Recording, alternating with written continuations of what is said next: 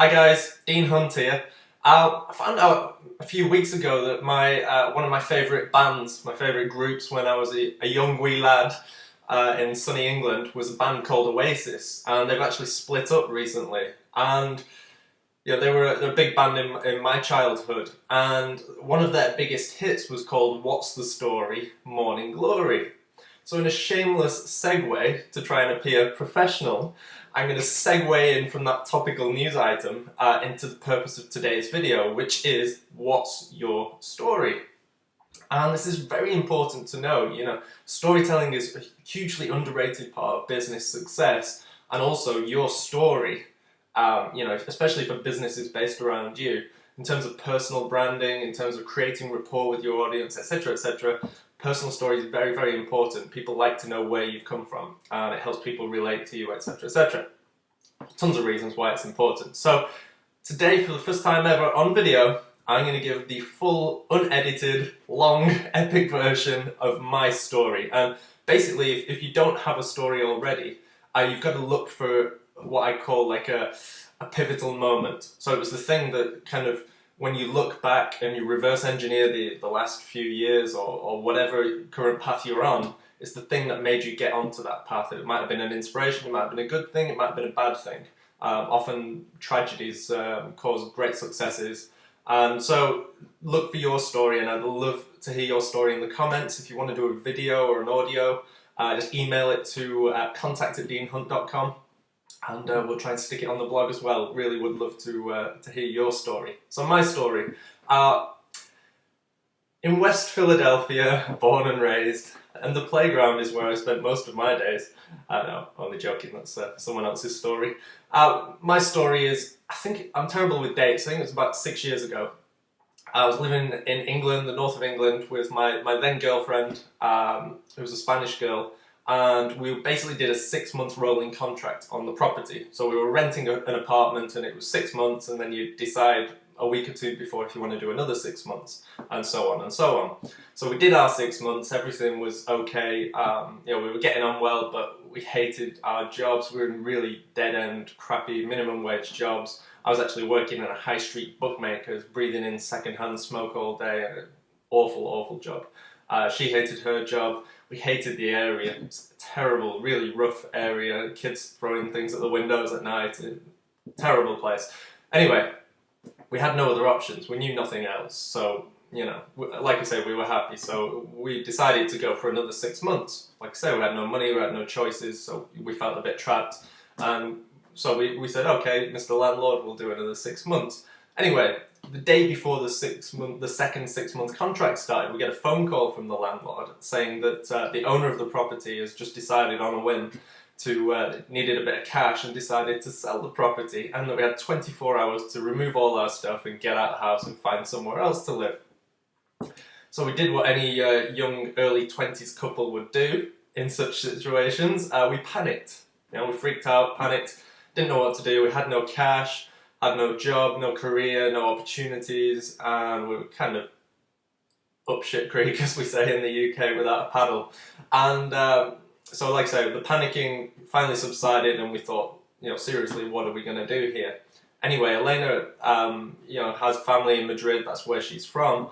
So we came up with a plan. We'd go to her parents' house in Madrid for a few weeks, find our feet, maybe get a job for a few weeks, raise a few $100s or something, and then maybe go to the south of Spain, work in a bar, sell real estate, just anything just to survive.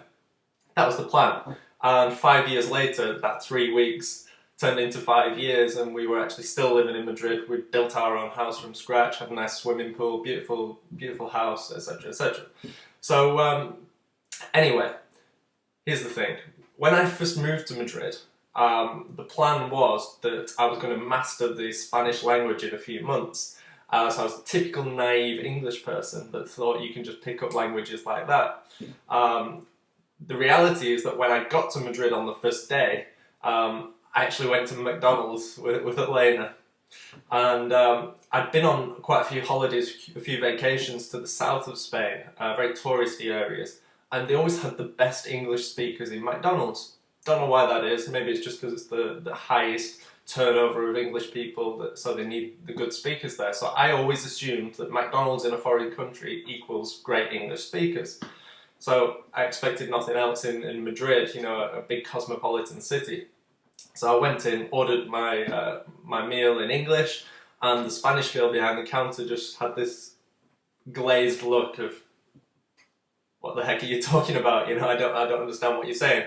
And it was at that moment that I panicked, because I realised that I wasn't going to be able to master this language. I didn't have any choices, because it was quite clear that nobody else really spoke English around me. And, you know, so in a nutshell, we were in the house. Elena managed to get a job as a translator, so she'd go off all day. And I was in the house in a big kind of, well, it was a small village, quite a big house.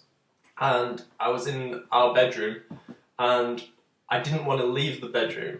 It sounds really cheesy and lame, but I didn't want to leave the bedroom because I didn't speak a word of Spanish. And as much as I liked her family and got on quite well with them, and you know, they were great to me, I didn't want to leave, because then I'd have to have that awkward thing where you're trying to communicate but neither of you really can communicate, and you know, that kind of scared me. So I didn't want to leave the bedroom, definitely didn't want to leave the house.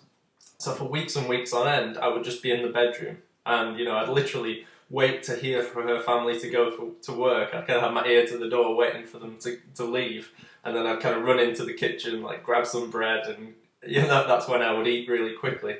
And so I was kind of like a little rat in the house, you know, waiting for people to go and then scurry out and grab a little bit of bread.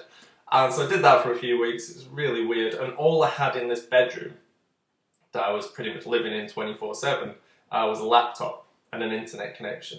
And there's only so many video games you can play before even that gets boring. So I kind of came to the realization that I had two choices. I had to either master the Spanish language, and then once I'd mastered the Spanish language, I had to go into Madrid and find a good job, which, bearing in mind Madrid at the time and still to this day, is very, very hard to find a good job. And even the native Spanish people, you know, unemployment rate's not very good, and the work situation is not too great either. So that was plan A. Plan B was to try and figure out this whole internet thing, which at the time I had almost no experience of. Try and figure that out and make some money online. And to be honest, that seemed the less scary option, it seemed the better option.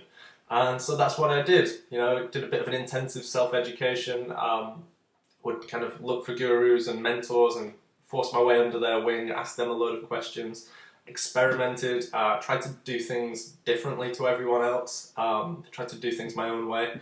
And that went terribly sometimes, it went really well some of the times.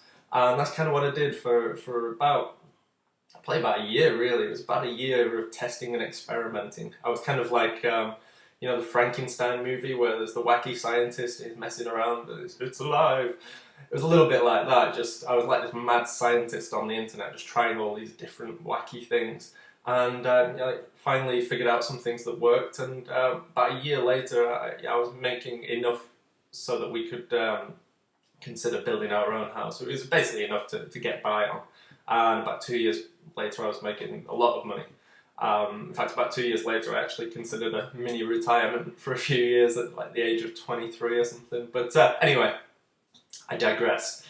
That's kind of my story. I mean, in a nutshell, it was that, you know, it was through not being able to speak the language and being thrown so far out of my comfort zone that a daunting thing like setting up an online business and becoming an online success was actually the easier option. And I suppose sometimes it's when you're backed up against a wall that you have no other choice, or you feel trapped, that you kind of come out. It's the fight or flight theory, I suppose. You kind of come out fighting and just go for it. So that's my story. That's the full, unpolished, unedited version of the story. And that's kind of, if I trace back kind of the last 6 years or so, that's really what got me down this crazy path we call interwebs, an online business. So I wanted to share that story with you guys.